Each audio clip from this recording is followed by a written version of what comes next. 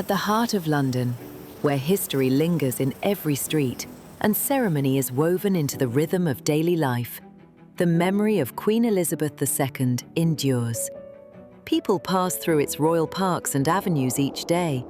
Families, veterans, tourists, and children too young to remember her voice, yet old enough to sense the weight of the history she helped shape.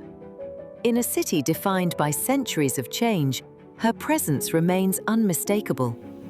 Not confined to statues or ceremony, but carried in tradition, in continuity, and in the quiet understanding of a life devoted to service. This is the story of a woman born in the roaring 1920s who would come to define the century that followed.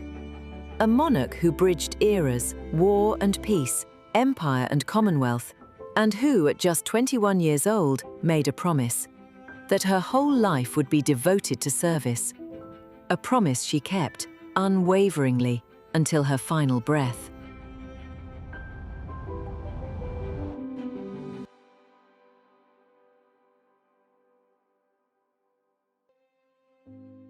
Born in 1926, Queen Elizabeth II spent her early years as Princess Elizabeth in a close-knit royal household, never initially expected to inherit the throne. His brother became George VI and had 2 daughters, with Elizabeth destined to become queen. 25 years ago, she was a carefree little girl, Princess Lilibet. Her uncle became the Duke of Windsor after his marriage, but his wife was never accepted in royal circles and was never granted a title. That changed dramatically in 1936 with the abdication of King Edward VIII, which placed her father, King George VI, on the throne and made Elizabeth heir presumptive. Her childhood, once relatively sheltered, quickly became shaped by duty and expectation. During the Second World War, rather than being sent abroad for safety, she remained in Britain as a symbol of national resilience. In 1940, at just 14 years old, she delivered her first radio broadcast through the BBC, speaking directly to children evacuated from their homes and offering reassurance during one of the darkest periods in British history.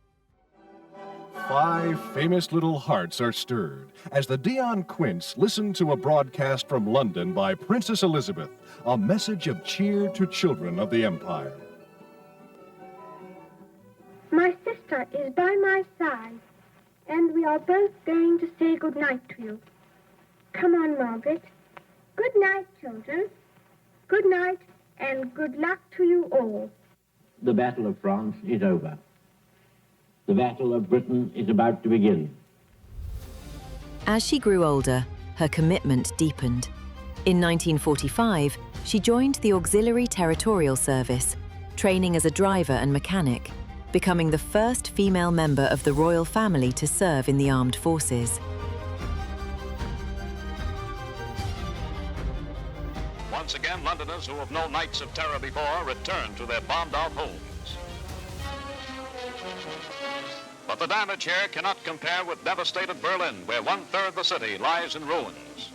Britain's beloved monarchs are on the scene a short while after, again demonstrating a human sympathy for their subjects, whose courage has never yet been shaken. But king, queen, or humble citizen, all veterans of the Blitz, demonstrate once more that London can still take it. These formative experiences, lived in the shadow of war, instilled in her a profound sense of duty, discipline, and connection to her people, qualities that would come to define her entire reign. On her 19th birthday, the heiress presumptive to England's throne learns a few facts about tires and carburetors. Elizabeth is in the ATS, or British WAC, and at the King's request, is being treated just like any other trainee. Now, visited by her parents and sister Margaret Rose at a training station in southern England, she shows them she knows a fan belt from a spark plug all right, and isn't afraid to get her hands dirty. The young princess, who's never set foot in a London bus and was only once in the subway, now drives a truck for the Red Cross. And, come to think of it, can you name a better way for a princess to spend her birthday?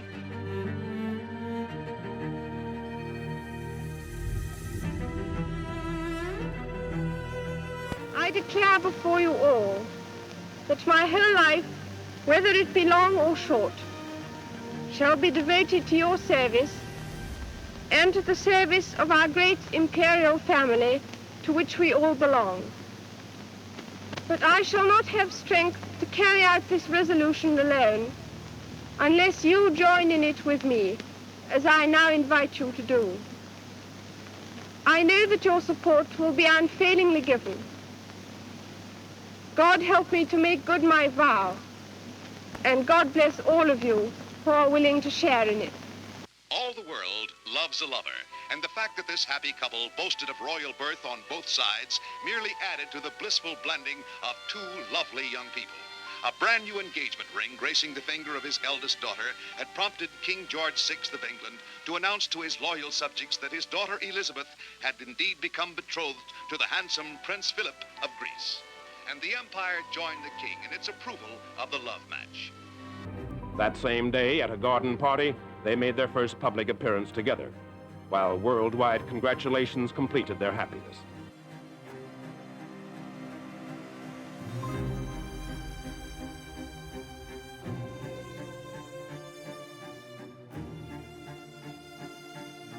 In the great Abbey of Westminster, Elizabeth married the man of her choice. The ceremonial drive reflected her happiness. For had she not declared as a young girl, "When I get married, I shall make my husband as happy as Mummy has made Papa." Before leaving on their honeymoon, the young lovers made a picture that found it treasured in the album.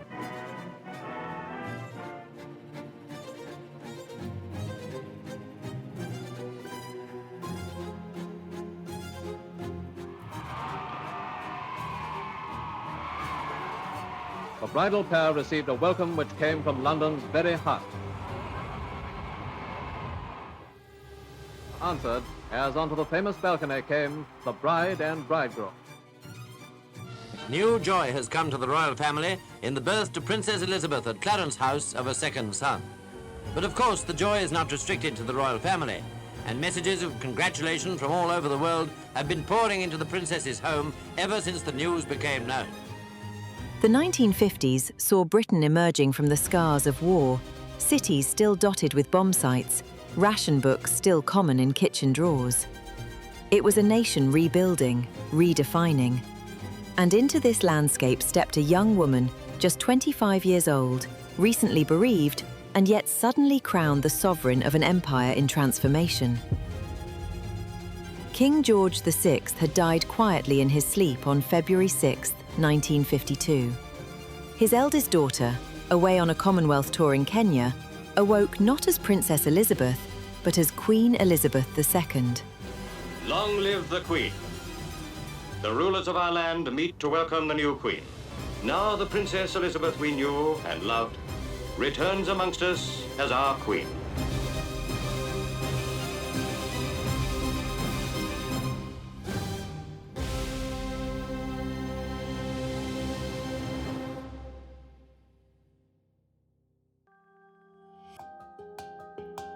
It was not merely a ceremony, it was a moment of national rebirth. The young queen symbolized confidence, continuity, and hope for a modern age. Following that momentous day, Elizabeth embarked on an unprecedented 7-month world tour with Prince Philip, visiting 13 countries and covering 40,000 miles. 1,000-mile round-the-world tour to the far-flung domains of the Commonwealth, the first made by a reigning monarch. In King George's Park, named for her late father, the winsome queen plants a cottonwood tree, part of the island's reforestation program.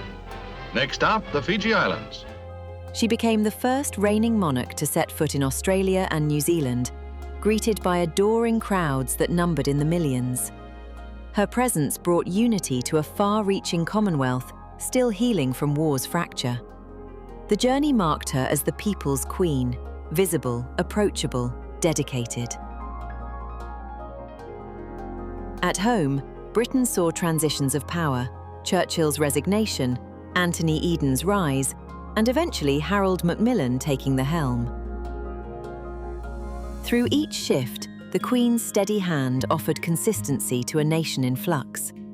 By decade's end, her calm authority had already made her a global figure, a monarch not of empire, but of union, connection, and service.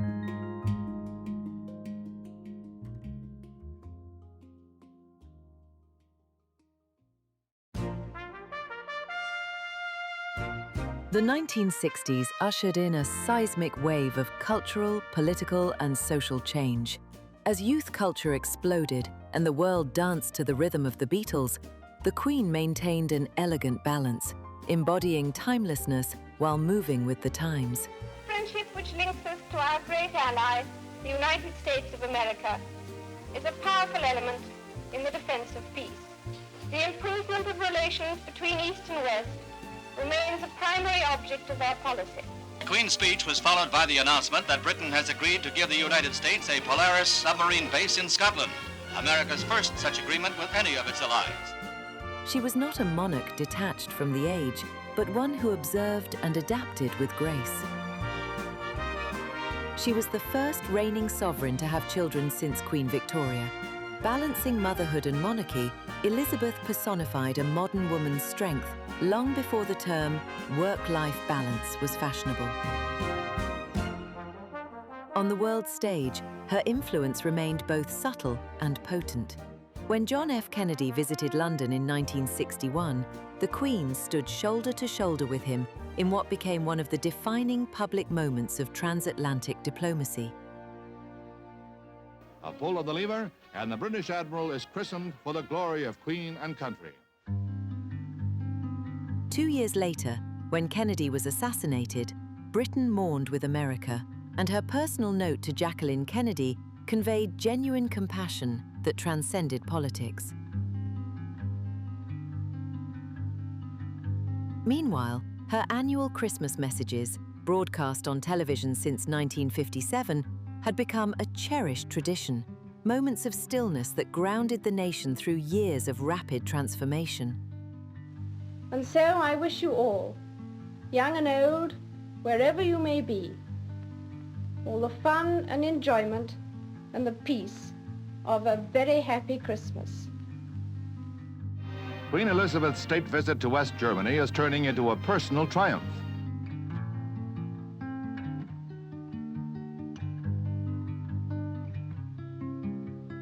The 1966 World Cup triumph added a chapter of joy. As England captain Bobby Moore received the Jules Rimet trophy from the Queen, the image captured national pride, the monarch and her country in triumphant harmony. And far above Earth, her voice even reached the moon. In 1969, as Neil Armstrong and Buzz Aldrin embarked on humanity's first lunar walk, they carried a tiny disc bearing the Queen's goodwill message, a symbol of humankind's shared destiny beyond borders. Majestic Orinduik Falls in British Guiana seems to put on added sparkle for the occasion. A visit from Queen Elizabeth and Prince Philip. The royal pair stopped first at this soon-to-be independent colony before touring their dominions in the West Indies. They receive an enthusiastic welcome that covers the tensions that seethe in the background. In face of bomb threats, security was tight, and authorities would not let the Queen travel more than 7 miles from Georgetown. In the capital, however, nothing mars the festive mood.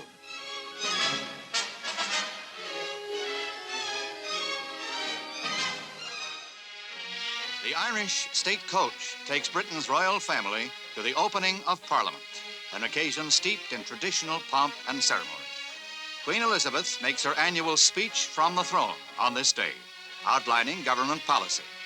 Princess Anne, with future King Prince Charles, accompany their parents for the first time. Internationally, the Queen stresses hope for a negotiated settlement in Vietnam and a just and lasting solution of the Middle East situation working through the UN. So begins another legislative year for Parliament. We would be most grateful if you'd unveil this plaque to mark the opening of ITN House, and so that we may remember your visit today.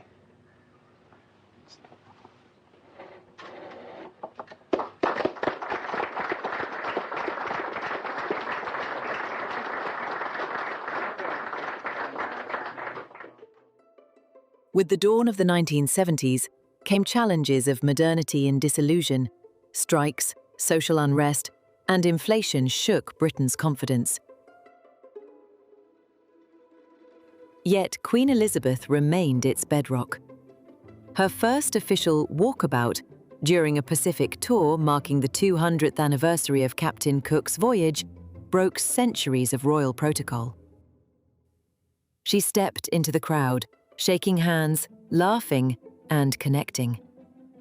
That first walkabout changed monarchy forever, redefining accessibility and empathy. It was revolutionary in its quiet simplicity, a sovereign among her people. Anthems were played. President Sinai welcomed the royal family. He must have heaved a sigh of relief that the Queen has nothing to do with active politics, because Turkey is in the grip of a political crisis, in which the chief part is being played by the very army the Queen is inspecting. But the tour is not in foreseeable danger. To quote the Prime Minister, the political crisis has been frozen and put on the shelf, at least till Her Majesty is safely back in Buckingham Palace.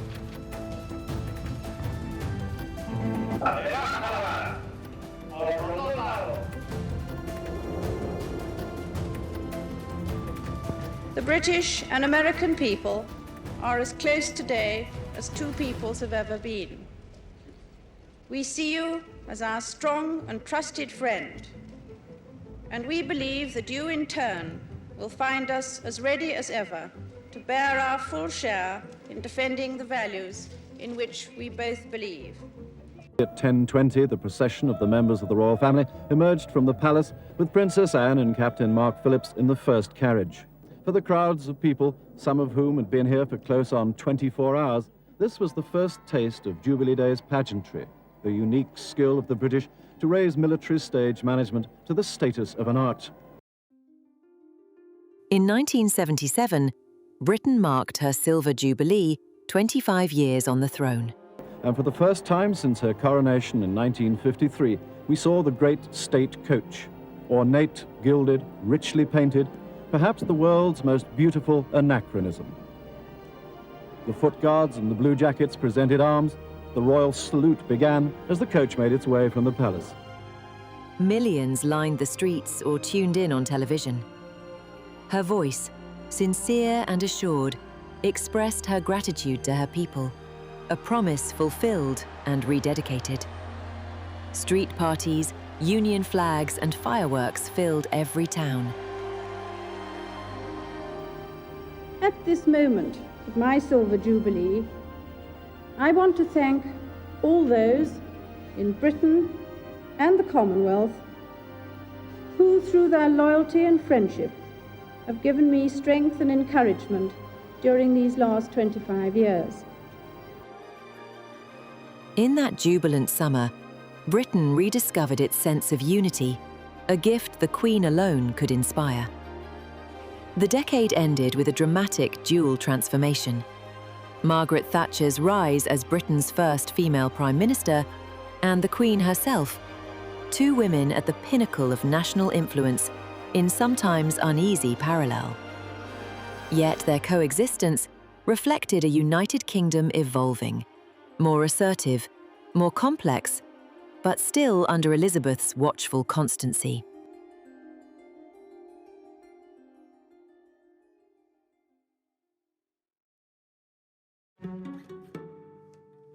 The 1980s were years of immense contrasts, political upheavals, royal glamour, and deep personal trials. In 1981, the attempted attack during the Trooping of the Colour saw the Queen's remarkable composure. Her horse was startled by gunfire, yet she steadied him and continued her salute, unflinching. That moment epitomized her courage. When the Queen came by, on the corner, he just stepped backwards, took about a half step backwards and raised it up in his right hand and then, held it police marksman style and fired about 4 or 5 shots. Then what happened? Then there was, like I said, about 3 of us that came in from his right and behind, and got him over the railing into the street itself. And then the constables came and took him.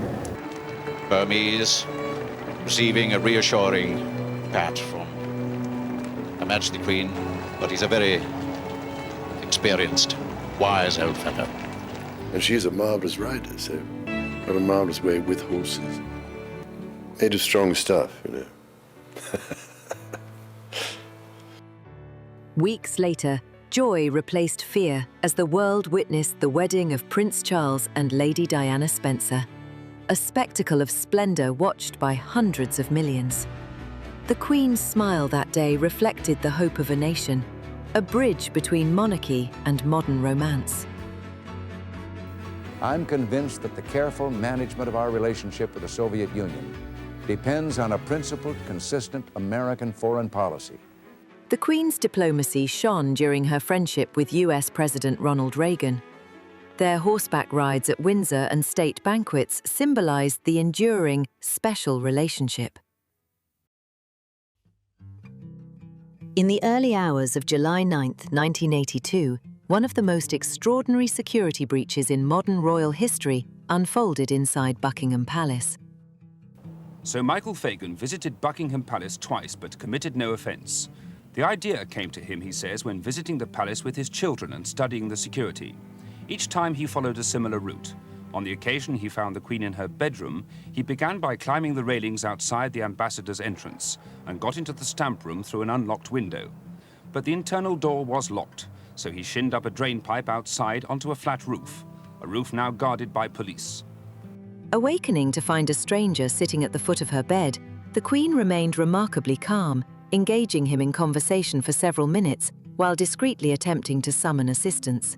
The incident shocked the nation and exposed serious flaws in royal security, but it also revealed something fundamental about Elizabeth herself, her composure under pressure.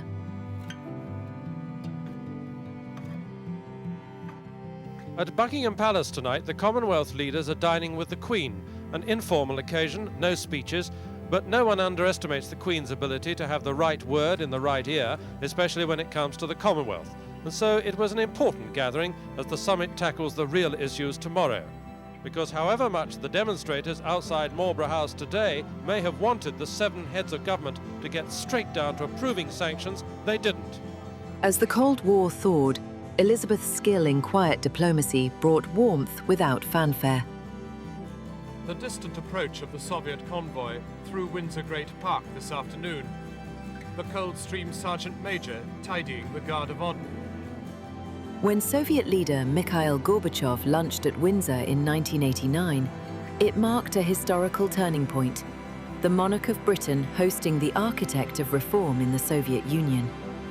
The world was changing, and the Queen's silent wisdom remained a guiding light. Then came the fall of the Berlin Wall, an image of freedom witnessed by a generation that had grown up with her as their constant. Elizabeth II was no passive observer of her time. She was its conscience. The 1990s tested her like no other decade.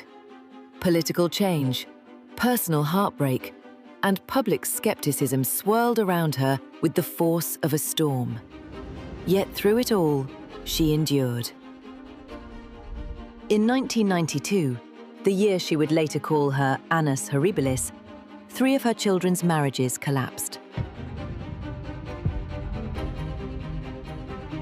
People see the royal family as sort of the upstanding middle-class morality, and the more divorces and scandals and things we have, I think it erodes the sort of very foundation of the monarchy.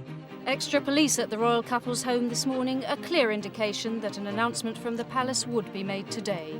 Both the Duke and the Duchess spent the night here, a night in which speculation about their separation grew unremittingly. Alongside the royal separations, Windsor Castle, the Queen's beloved home, was ravaged by fire.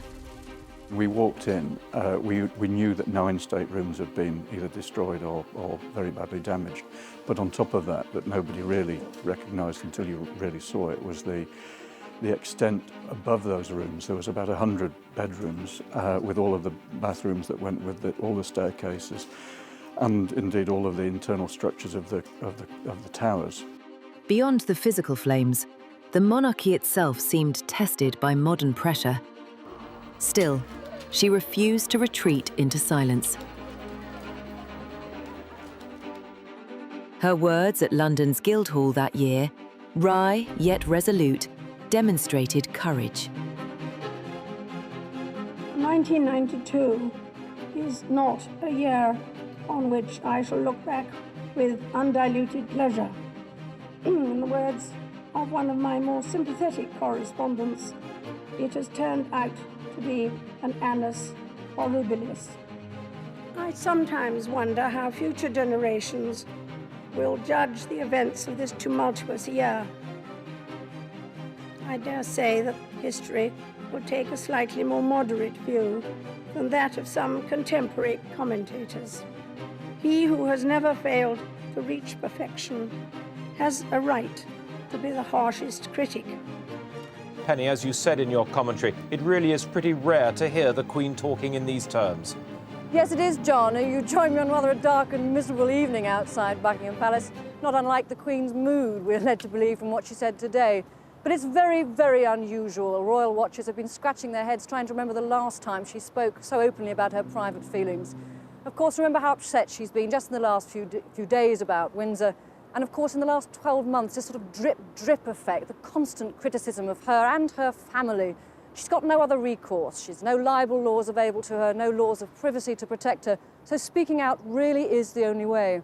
There can be no doubt, of course, that criticism is good for people and institutions that are part of public life. No institution, city, monarchy, whatever, should expect to be free from the scrutiny of those who give it their loyalty and support, not to mention those who don't. But we are all part of the same fabric of our national society, and that scrutiny by one part of another can be just as effective if it is made with a touch of gentleness, good humor, and understanding. This sort of questioning can also act, and it should do so, as an effective engine for change. It was a moment of rare candor, a sovereign revealing vulnerability, and in doing so, she became more human to her people. I am delighted to welcome you to Buckingham Palace on this, the first state visit to Britain by a President of South Africa. By coming here, you give Prince Philip and me a chance to repay the magnificent hospitality you gave us on our own visit to South Africa, and thus to underline once more the close friendship between our two countries. The same decade saw the Queen become an agent of reconciliation. Her warm friendship with Nelson Mandela following the end of apartheid revealed her belief in forgiveness and progress over division. You have yourself provided the leadership, and by your willingness to embrace your former captors, have set the course towards national reconciliation and freedom for all the people of South Africa. When Mandela called her my dear friend, it was with genuine affection, a testament to the Queen's ability to embody diplomacy by example. Then, tragedy struck in 1997. This is what's left of the Mercedes in which the Princess of Wales and her companion, Dodi Al-Fayed, were being driven back to his house. Witnesses say the car was being pursued by photographers on motorbikes. Whatever the cause, it's clear that when he entered this tunnel alongside the River Seine, the driver lost control, crashing into a pillar on one side, then with full force into a wall on the other. The most important factor was the driver, Henri Paul. The investigation showed that not only did he not have the proper license to drive the powerful Mercedes, he was also more than 3 times over the drink driving limit and also taking prescription drugs. At first, ambulance crews managed to keep the princess alive, but her heart had stopped beating by the time she was admitted to hospital. The surgeons fought for 2 hours to restart her heart. At 3 o'clock this morning, London time, they admitted defeat and announced that Diana, Princess of Wales, was dead. The death of Diana, Princess of Wales. The Queen faced unprecedented public criticism for her initial reticence.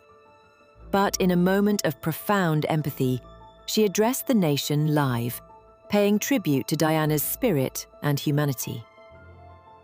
At Balmoral Castle in Scotland, where the royal family has been on holiday, Diana's sons, William and Harry, were woken by Prince Charles to be told of their mother's death.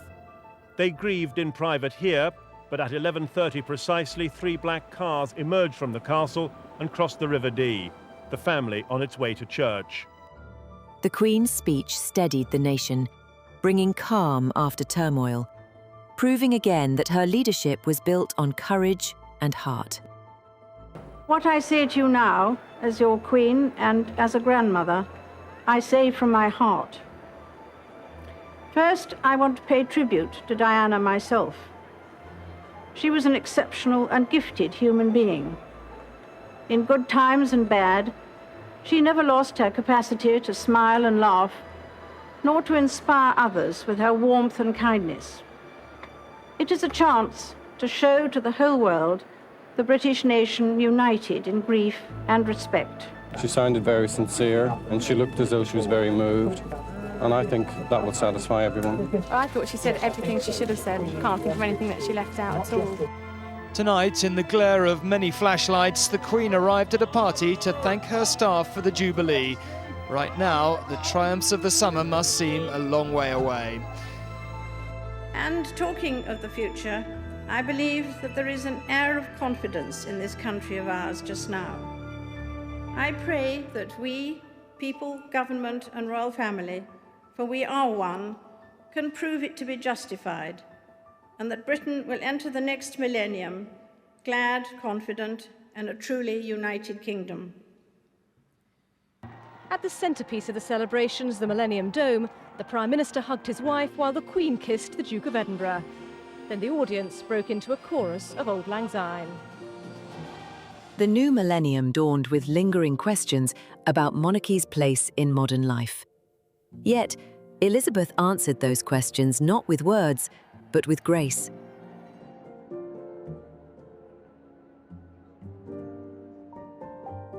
The attacks of September 11, 2001, shook the world. The Queen's letter of condolence to the American people, read at St. Paul's Cathedral, offered comfort that transcended borders. Grief is the price we pay for love. This was a tribute the Queen had been anxious to pay. She laid a wreath in honour of those who died on 9/11 and talked to families who lost loved ones here. The pain of that dreadful day is still intense, and for the police officers and firefighters who risked their lives and saw so many comrades killed, the royal visit was a poignant moment. Visits by American presidents have been memorable landmarks in my reign. Unlike in the United States, the British head of state is not limited to 2 terms of 4 years. And I have welcomed no fewer than 7 of your predecessors. So, ladies and gentlemen, I ask you to raise your glasses to President and Mrs. Bush, to the continued friendship between our 2 nations, and to the health, prosperity and happiness of the people of the United States.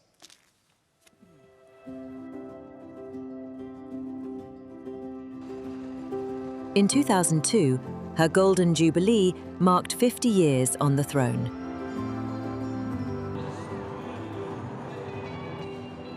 A golden chapter overshadowed by personal loss. Within months, her sister Princess Margaret and the Queen Mother passed away. Yet she pressed on, travelling across the United Kingdom and Commonwealth, her composure masking the weight of grief. Princess Margaret was last seen in public late last year, celebrating the 100th birthday of Princess Alice, Dowager Duchess of Gloucester. The effect of 2 previous strokes, which affected Margaret's eyesight as well as her mobility, were clearly visible. The Queen wiping a tear as Princess Margaret's coffin left Windsor for the crematorium. It was her own wish that even her children, Lord Linley and Lady Sarah Chatto, shouldn't follow. A private family funeral was what she had requested. Prince Charles, who spoke this week of his darling aunt, following as the Princess Royal led the mourners. It's here that Princess Margaret's coffin is resting. At St James's Palace, the changing of the guard. A black armband was worn in memory of the Queen's sister. Prince Charles was avoiding the cameras today, leaving Sandringham, where along with the Queen Mother, a private service was held for Princess Margaret. Tonight, the Queen and Duke of Edinburgh led 3 generations of the royal family into Windsor's Royal Chapel for a service in memory of the Queen Mother. Books of condolence have been opened at 3 royal residences at Sandringham, Holyrood and St James's. A woman who lived through the entire 20th century drew tributes today from all ages. Ever since my beloved mother died over a week ago, I have been deeply moved by the outpouring of affection which has accompanied her death. My family and I always knew what she meant for the people of this country, and the special place she occupied in the hearts of so many here, in the Commonwealth, and in other parts of the world. But the extent of the tribute that huge numbers of you have paid my mother in the last few days has been overwhelming. It was a powerful reaffirmation of her enduring sense of duty. A monarch who carried her pain privately so her people could carry hope. Through terror, recession, and war, her presence remained unbroken, possibly her greatest act of service of all. And there's a veil, and there is Kate Middleton.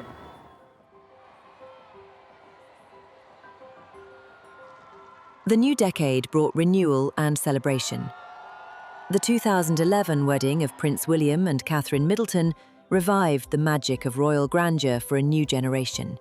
Soon to be Her Royal Highness drives towards her wedding at the Abbey. For the first time this morning, the sun's come out.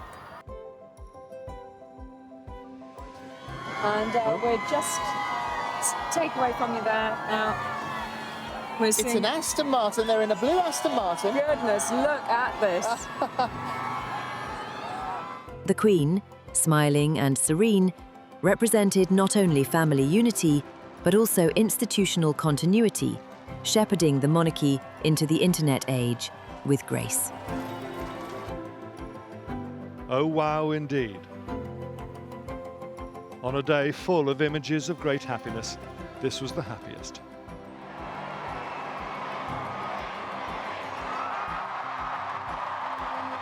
The Diamond Jubilee in 2012 was nothing short of magnificent. Flotillas on the Thames, street parties across continents, and a dazzling concert at Buckingham Palace. The warmest of smiles and that familiar wave. In yet another Jubilee downpour, the long weekend of celebrations reached its climax. In front of Buckingham Palace, an estimated 1.5 million well-wishers formed a sea of faces, flags and umbrellas. And in the rainy sky above, the RAF offered a salute.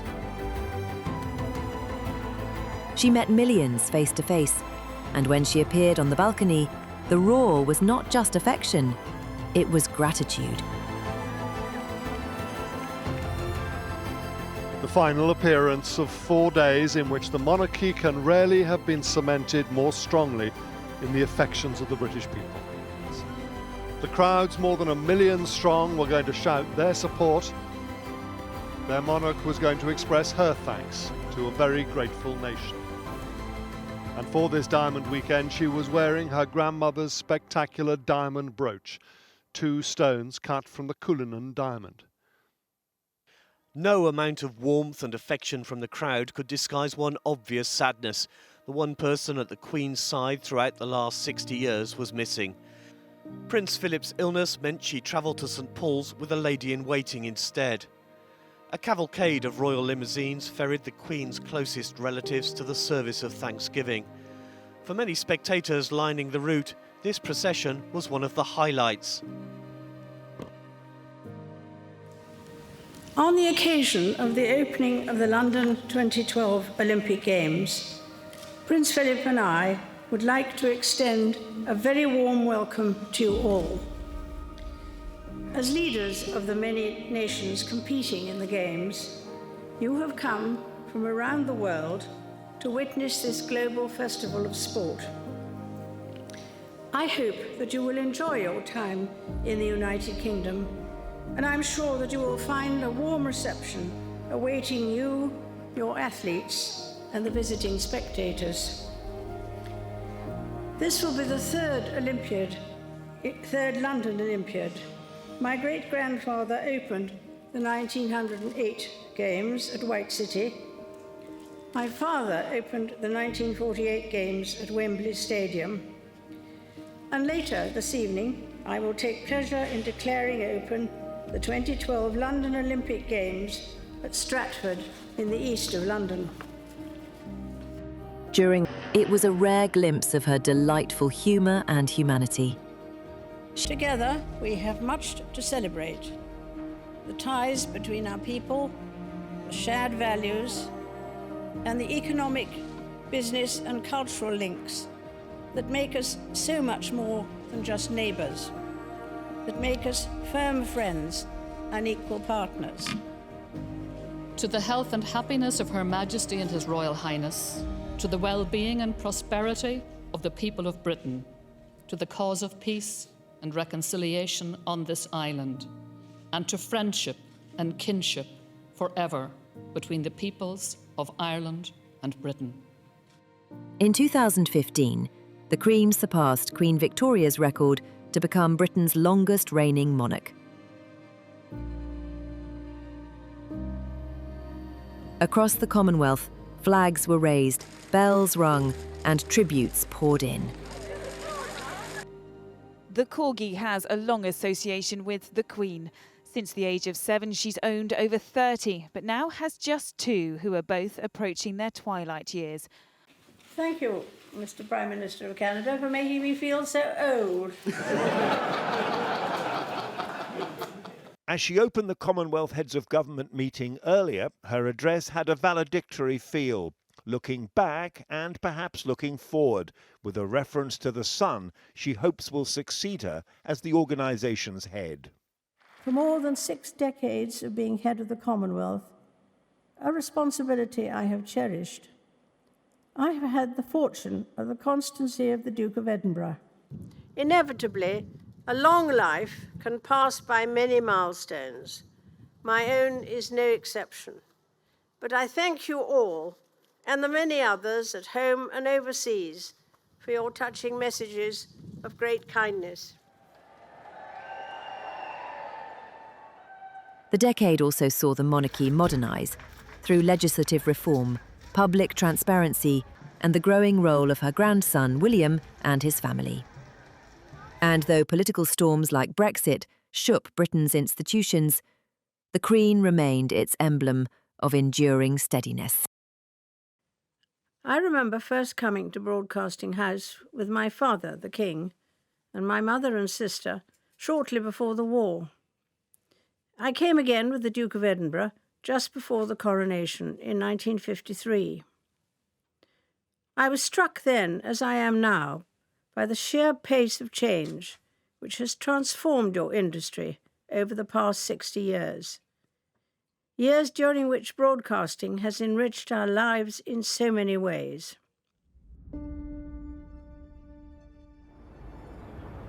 The 2020s began with uncertainty. The global pandemic of COVID-19 isolated millions, silencing cities and halting life itself. Yet it was in that silence that her voice again brought light. I'm speaking to you at what I know is an increasingly challenging time. A time of disruption in the life of our country. A disruption that has brought grief to some, financial difficulties to many, and enormous changes to the daily lives of us all. Her national broadcast, the most viewed of her reign, invoked wartime courage and collective hope. We should take comfort that while we may have more still to endure, better days will return. We will be with our friends again. We will be with our families again. We will meet again. But for now, I send my thanks and warmest good wishes to you all. This plaque is a tribute to the many NHS staff and contractors who helped build and run the unit in response to the COVID-19 pandemic. And another round of applause. It's been very nice to be able to join you and also to hear what happened and how well it has been achieved. Thank you very much indeed, all of you. In April 2021, she bid farewell to her beloved husband of 73 years, Prince Philip. The image of the Queen sitting alone at his funeral, masked and distanced, broke hearts around the world.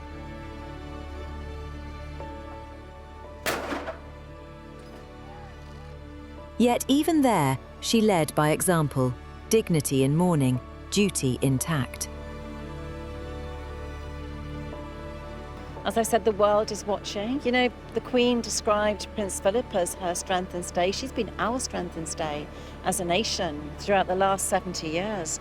I think it's what you're seeing here today and across the country, I think is testament to how much respect and love people have for the Queen. I'm delighted to welcome you all to the 26th United Nations Climate Change Conference. In the coming days, the world has the chance to join in the shared objective of creating a safer, stabler future for our people and for the planet on which we depend.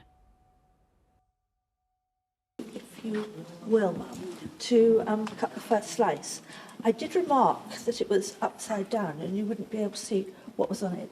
I thought it had to be upside down for the press. They can see. I don't matter. Yeah. Well, I think I can probably read it upside down, I too. think you probably can. Somebody else can finish it off. Do the rest of it. Well done.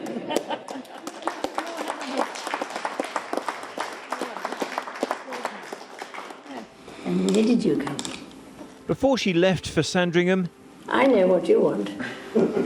the Queen was filmed with one of her dogs in her private apartment at Windsor. She was shown some of the cards she's been sent for this Platinum Jubilee, as well as some of the previous Jubilees. She's now had quite a few. Just months later, in 2022, she celebrated her Platinum Jubilee, 70 years of unmatched service. Her health was declining, but her spirit appeared unbroken. So this is just the warm-up. There are 3 stages in front of Buckingham Palace, from where tonight both Prince Charles and Prince William will pay tribute to the Queen. Did you really think a 96-year-old would be able to sit through the party? She'd be the life of the party, to be honest. Yeah. You never know. She would have been life and soul of the party. We wish her the best of health, seriously. Yeah. We believe in it's her. It's to show we the love world, her. to show the whole world just how great she is.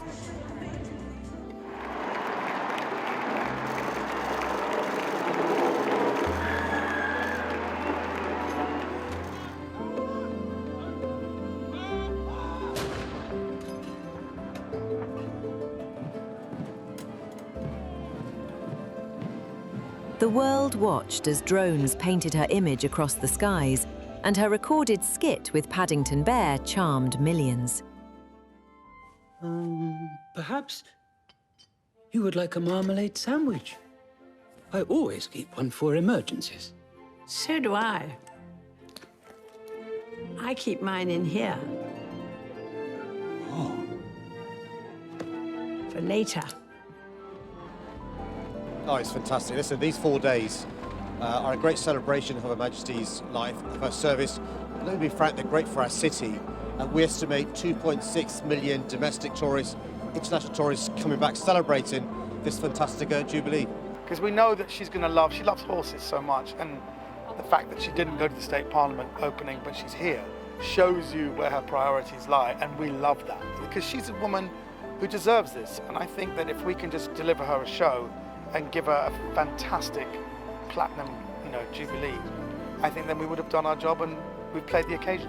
I think she's had a beautiful family, she's got grandchildren, great-grandchildren. I think everybody can relate to her in the country. She's a mother, she's a grandmother, she is stoic, she is our head of state. She's just everything that you would want in a monarch. Her quiet, smiling professionalism, thank you for everything, felt like a farewell disguised in whimsy. And so it was.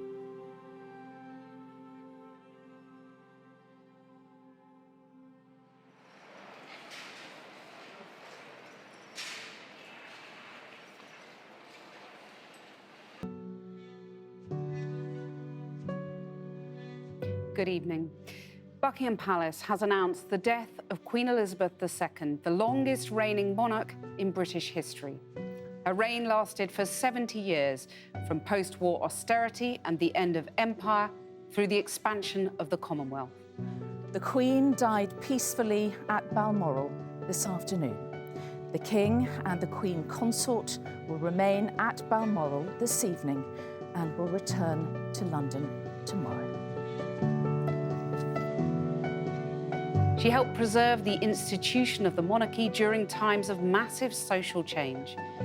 At her coronation, the Queen repeated her pledge to serve her people and fulfilled it throughout her reign with a combination of skill and a sense of duty. And so the reign of Elizabeth II comes to a close after 70 years at the age of 96. Her son Charles is now king. On September 8th, 2022, the world fell still. News from Balmoral confirmed what generations had long prepared for, yet could never imagine. The days that followed saw history unfold in grief. Oceans of flowers piling outside Buckingham Palace, silent crowds lining roadsides from Balmoral to Westminster, and millions watching her funeral, the largest shared moment of mourning in modern British history. For most of her life, first as a princess, then as queen, Buckingham Palace was her London home. Today, with military precision, Britain's longest-serving monarch left the palace for the last time.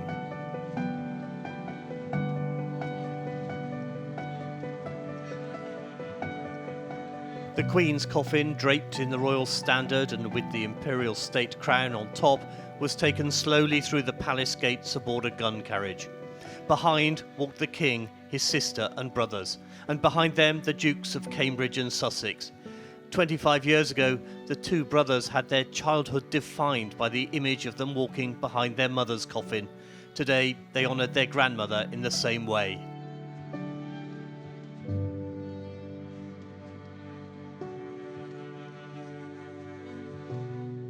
Well, just really sad. You know, like my husband said, it's just you know, our whole life she's been our queen, you know. We thought that she would last forever. It will change the future of the way that England and Australia organise themselves, I think. It's devastating news, especially for Britain. We haven't known anyone else but the Queen. Leaders from every corner of the world came to London to honour her, a testament not to her power, but to her influence, her constancy, her humanity.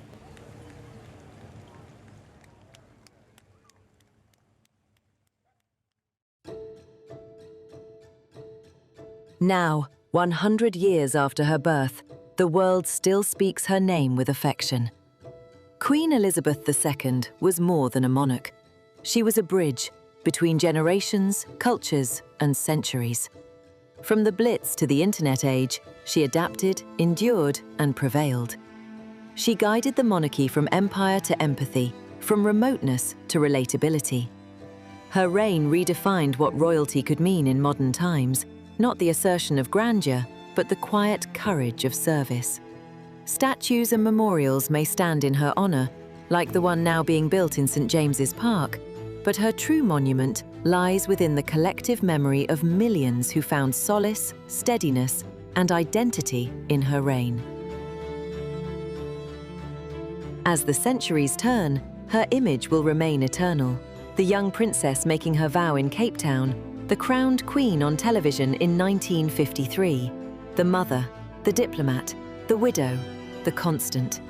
A monarch who never faltered, even when the world did. A woman whose life, by choice and by destiny, became a thread through time. I declare before you all that my whole life, whether it be long or short, shall be devoted to your service and to the service of our great imperial family to which we all belong. It was long, it was extraordinary, and it was devoted entirely to us. I think that the main lesson that we've learned is that tolerance is the one essential ingredient of any happy marriage. It may not be quite so important when things are going well, but it is absolutely vital when things get difficult. And you can take it from me that the Queen has the quality of tolerance and abundance.